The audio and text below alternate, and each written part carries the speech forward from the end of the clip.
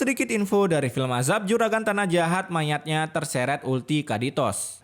Di mana titik tidak masuk akalnya? Di mana titik tidak masuk akalnya? Di mana titik tidak masuk akalnya? Awas ada mobil!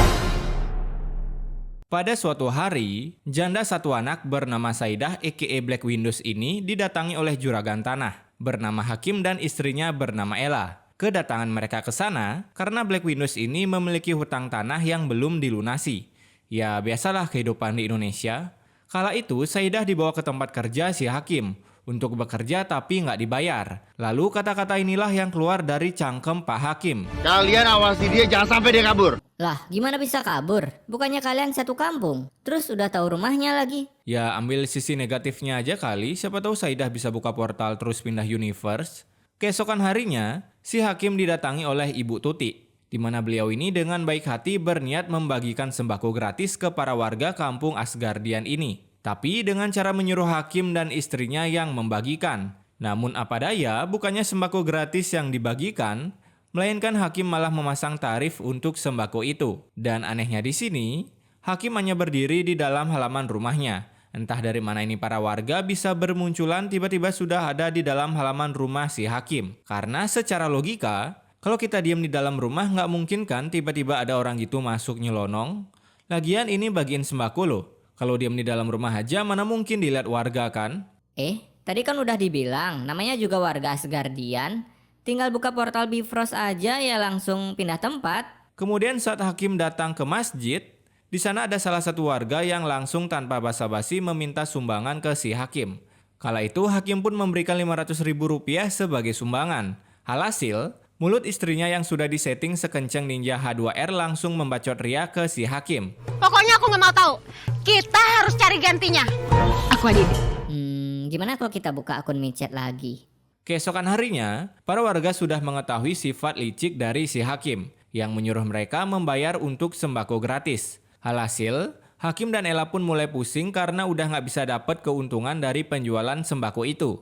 Sampai-sampai, salah satu karyawannya yang kesusahan dan berniat minjem uang ke si Hakim malah dimaki-maki oleh emak ini. Atau kalau kamu nggak suka, kamu boleh berhenti kerja sekalian. Sana pergi. Buset, cocok kali nih emak dikirim ke Ukraina. Gimana ini bang?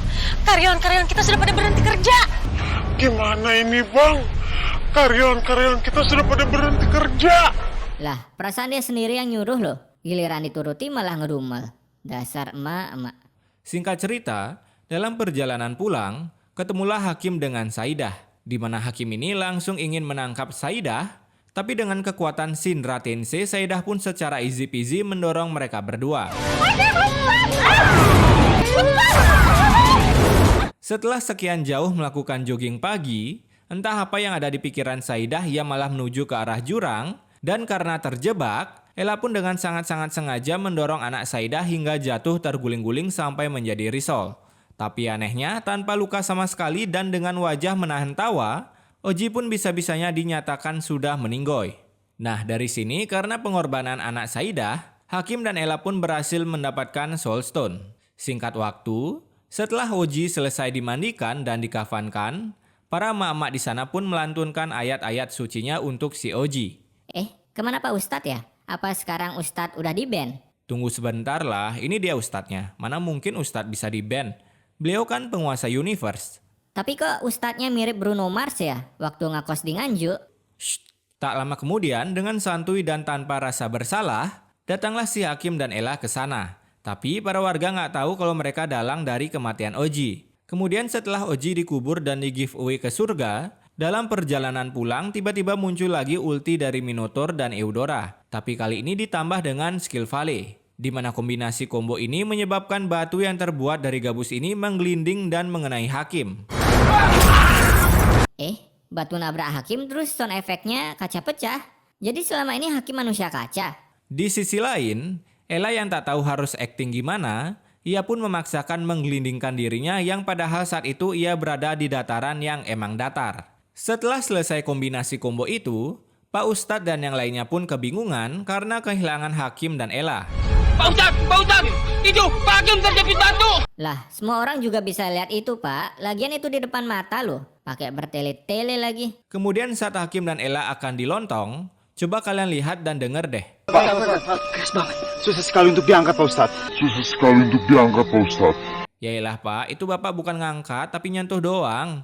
Lagian apa coba sekedar nyolek gitu doang? Di sisi kiri, saat hakim akan ditolong, kita bisa lihat salah satu warga tanpa sengaja menyenggol batu yang segerigaban itu dengan gampangnya. Tapi anehnya ketika akan diangkat, mereka semua malah mengeluh kesusahan. Nah, saat itu juga, lagi-lagi ulti dari Eudora pun keluar yang membuat Ella dan Hakim auto surrender alias wasted. Kemudian ketika mereka akan dimandikan, seperti biasa film ini selalu menghadirkan bau-bau kentut atau sampah ke pemeran utama. Tapi kita patut bangga karena hanya kameramen Indolah yang bisa menangkap gambaran bau sampah atau bau kentut itu. Wow. Singkat cerita, ketika mereka akan ditanamkan untuk di giveaway ke neraka, tiba-tiba ulti Mino lagi-lagi keluar, di mana ini adalah ronde kedua untuk Hakim dan Ella. Tapi kali ini ulti Mino ditambah dengan ulti Kaditos Mamma Mia Lezatos, yang langsung mendouble killkan Hakim dan Ella. Di mana keranda beserta jenazah mereka berdua langsung terseret arus sampai ke Atlantis. Dan di sana mereka berdua pun akhirnya bertemu dengan The King of Atlantis, yaitu Gading Manusia Ikan. Yang konon, nantinya Hakim dan Ella pun akan bersama-sama melawan si Chicken Man. Dan itulah